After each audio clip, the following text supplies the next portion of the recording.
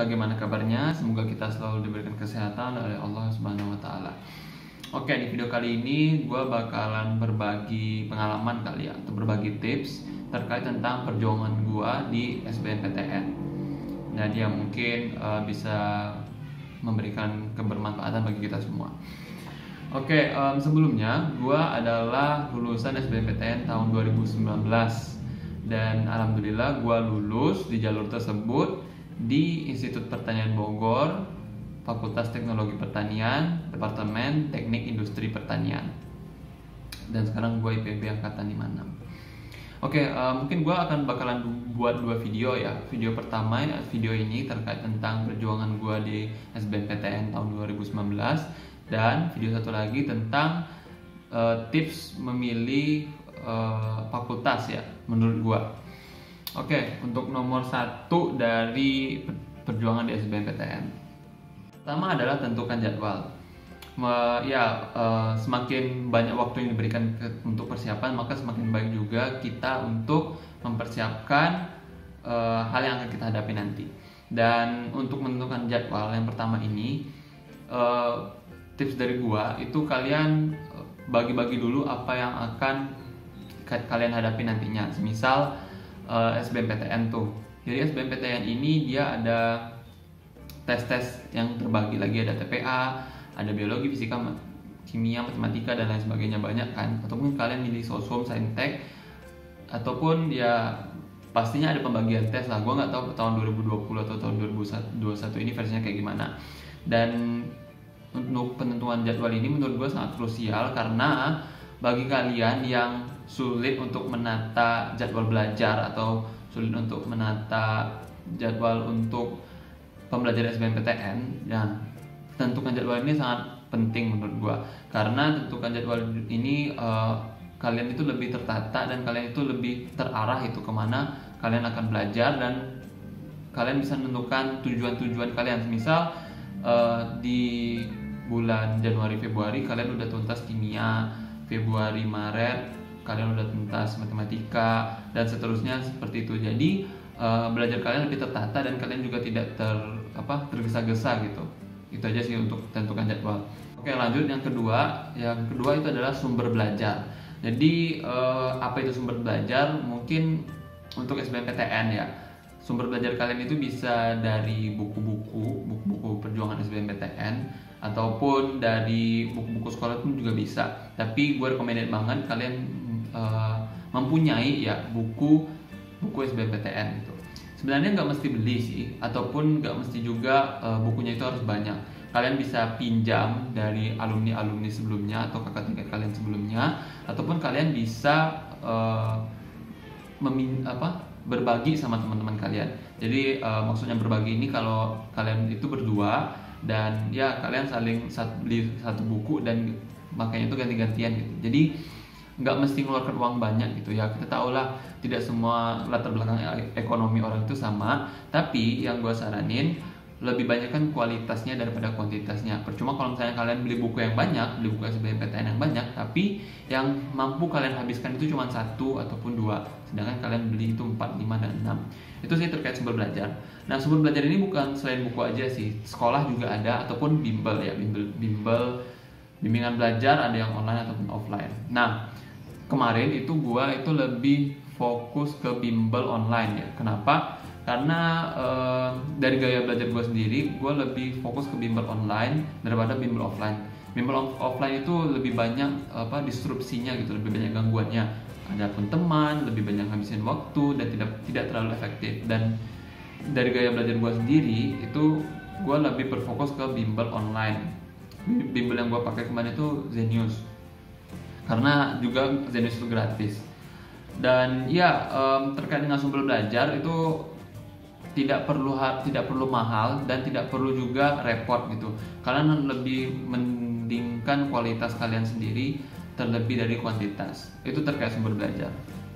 Lanjut yang ketiga adalah cari gaya belajar.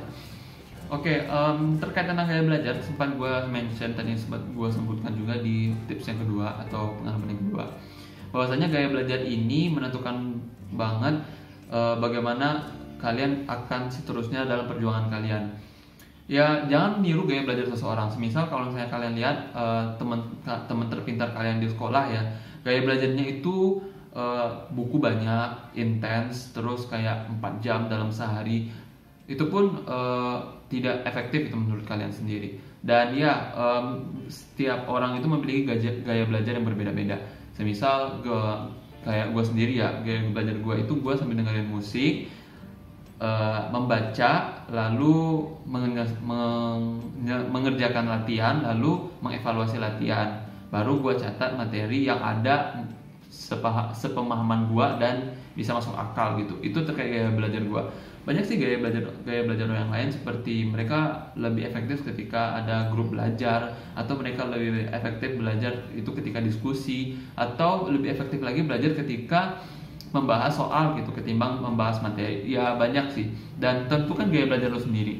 Dan ya gue nggak akan merekomendasikan gaya belajar apa yang menurut gue lebih efektif ya, karena setiap orang itu berbeda-beda ya. Penangkapan tentang materi masing-masing itu berbeda-beda. Ada yang lebih mood ketika belajar, mood-moodan belajarnya. Ada yang belajar itu sambil gemil, ataupun belajar itu harus tenang, tidak ada gangguan sedikit pun, ataupun belajar itu harus rame, itu harus ya kayak tadi kelompok belajar dan sebagainya. Itu sih tentang cari gaya belajar. Gaya belajar ini juga lebih fokus ke kualitas ya daripada kuantitas. Kalau dulu gue waktu SBMPTN 2019 itu gue lebih banyak ke merangkum gitu. Bukan merangkum full dari semua buku itu gue pindahin semua ke buku catatan gue, enggak. Tapi lebih ke apa menurut gue poin-poin penting gitu. Apa poin-poin penting dan poin-poin pemahaman gue yang bisa gue cantumkan ke buku catatan gitu. Jadi gue buku catatan nggak bisa berpegang teguh pada buku catatan gue doang. Gue harus buka buku besar juga gitu selain gue buat buku catatan. Dan ya buku catatan itu lebih banyak berfokus ke materi-materi yang rumit disimpelkan gitu. Itu sih yang terkait tentang buku catatan. Ya itu terkait dengan gaya belajar gue. Dan ya menurut gue buku catatan, cara belajar dengan buku catatan itu lebih efektif sih, karena semisal kalian sebelum tes itu kalian bisa pakai buku catatan tersebut. Jadi nggak mesti buka buku besar lagi. Ya itu tadi karena materi yang rumit disimpelkan. Oke, lanjut ke nomor 4. Untuk nomor 4 itu adalah grup belajar. Kenapa grup belajar? Karena ini terkait tentang komitmen dan konsisten ya. Terkait mungkin ketika kita berjuang apapun itu, kadang kita mulai lelah, letih ya, ataupun capek, dan ada niatan untuk berhenti gitu ya. Mungkin ada quotes tentang pantang menyerah dan lain sebagainya gitu. Tapi ya tetap ada gitu. Ada aja yang menghambat kita, ataupun ada pun yang memperlambat kita dalam berproses. Dan ya menurut gua komitmen dan konsisten kita terkait tentang proses tersebut harus dijaga gitu, harus ditingkatkan. Jangan mudah untuk kendor. Nah, grup belajar ini adalah solusi untuk mempertahankan semangat tersebut. Nah, terkait tentang grup belajar ini tidak mesti diisi dengan orang-orang yang pintar gitu, ataupun orang-orang yang ambis banget gitu. Grup belajar ini isi dengan teman-teman kalian yang antusias banget untuk belajar dan antusias banget untuk berjuang di SBMPTN. Dan ya, grup belajar ini nggak mesti banyak gitu, 3 orang, 2 orang, ataupun 5 orang boleh. Terkait tentang circle kalian juga nggak apa-apa. Soalnya grup belajar ini lebih banyak ke diskusi gitu, lebih banyak saling mengingati satu sama lain terkait tentang perjuangan mereka di SBMPTN, dan saling kabar mengabari lah bahwasannya apabila kalian ada masalah, kalian bisa share di grup tersebut. Ya dulu gue juga ada grup belajar untuk SBMPTN. Dan isinya itu ada grup sekelas. Grup belajar gue tuh juga nggak banyak ya. Ada grup untuk grup sekelas, ataupun grup belajar pejuang IPB, ataupun grup belajar pejuang teknik dan lain sebagainya. Ada, pokoknya banyak. Dan ya grup belajar ini menurut gue efektif banget untuk mempertahankan semangat kalian di SBMPTN gitu. Terkadang ya kita tahu bahwasannya ada namanya disrupsi ya, ada goncangan-goncangan ataupun ada gangguan-gangguan yang membuat kita terhalang ataupun berpaling dari fokus utama kita gitu. Padahal SBMPTN ini dia rumit dan juga tidak bisa dianggap sepele. Jadi harus banyak berfokus di SBMPTN dan fokus tersebut bisa teracuhkan gitu, bisa terdisrupsi oleh gangguan-gangguan tadi. Itu sih terkait dengan grup belajar. Dan grup belajar ini tadi gue bilang ya nggak mesti banyak orangnya dan nggak mesti juga orangnya itu harus pintar gitu. Grup belajar ini diisi dengan teman-teman kalian yang memang beneran niat lulus untuk SBMPTN. Itu terkait dengan grup belajar. Lanjut ke nomor 5 yang terakhir. Untuk nomor 5 yang terakhir adalah reward, ya penghargaan gitu. Hargai diri kalian ya. Jangan sampai kalian terlalu ngos-ngosan gitu, terlalu ambisius banget, jangan. Hargai kalian dengan reward. Dan ya selama gue SBMPTN itu gue nggak pernah sama sekali berasumsi untuk gue nggak bakalan main game selama 1 semester, atau gue nggak bakalan have fun, gue nggak bakalan nonton ke bioskop, gue nggak bakalan olahraga, gue nggak bakalan renang selama gue fokus ke SBMPTN. Artinya nggak mesti ambisius banget gitu. Setiap habis sekolah pulang rumah langsung buka buku langsung belajar SBMPTN, nggak. Hargai diri kalian gitu, reward gitu. Tubuh kalian, otak kalian, jasmani dan rohani kalian itu butuh yang namanya hiburan. Dan ya jangan pernah beranggapan bahwasannya terkait dengan SBMPTN gue mesti fokus terus ambisius belajar. Jangan pernah juga menilai tentang perjuangan kalian terkait tentang orang lain gitu. Ya gue nggak dari gue sendiri ya, pendapat gue sendiri bahwasannya SBMPTN itu bukan terkait tentang siapa yang paling ambisius gitu, tapi terkait tentang siapa yang belajar paling efektif dan paling efisien. Itu aja. Mungkin kalian nanti kayak kalian kelas 3 nanti banyak ketemu teman-teman kalian yang setiap ketemu itu pasti buka buku belajar, buka buku belajar, buka buku belajar, buka buku belajar. Nggak ada kakak kiki, nggak ada ketawa-ketawa gitu. Dan ya ketika gue perjuangan gue SBMPTN itu gue termasuk orang yang nggak terlalu ambisius gitu. Gue santai tapi gue fokus gitu aja. Dan ya banyak banget teman-teman gue itu yang bukunya itu 2, 3, 4 SBMPTN, dan gue harus menyelesaikan dulu materi ini nih. Was-wasan kalau misalnya dia salah gitu ngerjakan salah satu soal gitu, was-wasan banget. Dan nggak pede kalau misalnya dia nggak tahu akan suatu materi gitu. Dan dia jangan pernah bandingkan progres kalian dengan orang lain gitu. Mana tahu progres orang lain itu di depannya doang bagus, tahunya belakangnya itu amburadul dan lain sebagainya. Ya itu tadi, karena kalian membandingkan progres kalian, membandingkan tentang ambisius kalian dengan orang lain, itu kalian berpengaruh terhadap gaya belajar kalian, berpengaruh dengan progres kalian belajar. Itu aja.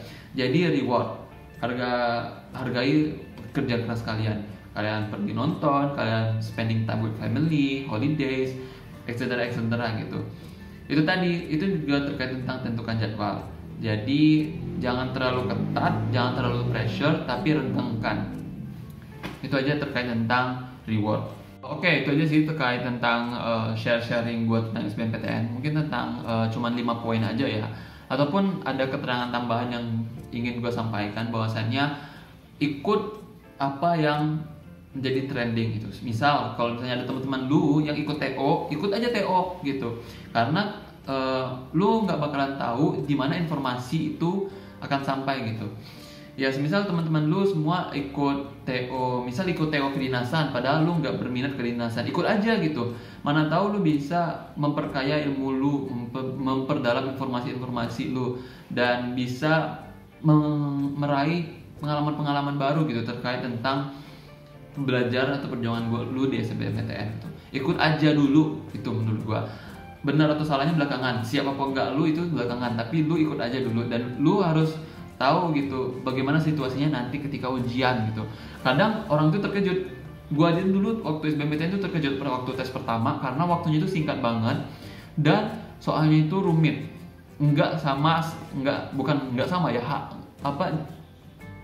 Jauh berbeda gitu. Jauh berbeda ya dari apa yang di buku dengan apa yang ada di tes tersebut. Ya itu tadi, biar kenapa lu ikut TO itu biar lu nggak terkejut ketika tes gitu. Lu bisa membayangkan bagaimana rasanya tes SBMPTN gitu. Jadi lu nggak terkejut dan lu juga nggak was-was ketika TO ataupun ketika lu menghadapi tes SBMPTN yang beneran, dan lu lebih rileks dan lu lebih santai dan lu bisa fokus, lu bisa lebih. Itu aja sih terkait dengan keterangan tambahan. Oke, terima kasih banyak untuk teman-teman yang udah senantiasa menonton hingga akhir video ini. Dan ya, kalau misalnya menurut kalian video ini bermanfaat, kalian bisa like, kalian bisa share ke teman-teman kalian ataupun ke saudara-saudara kalian ataupun orang-orang di sekitar kalian yang sedang mempersiapkan ataupun sedang memasuki masa-masa SMA terakhir gitu, kelas 3 SMA, ataupun yang gap year dan berusaha untuk melanjutkan ke SBMPTN tahun depan. Kalian bisa share video-video ini. Dan ya, kalau misalnya ada pertanyaan, gue bersedia banget untuk menjawab pertanyaan kalian di kolom komentar ya. Mungkin gue bakalan buat video tentang Q&A ataupun menjawab tentang pertanyaan-pertanyaan kalian di kolom komentar.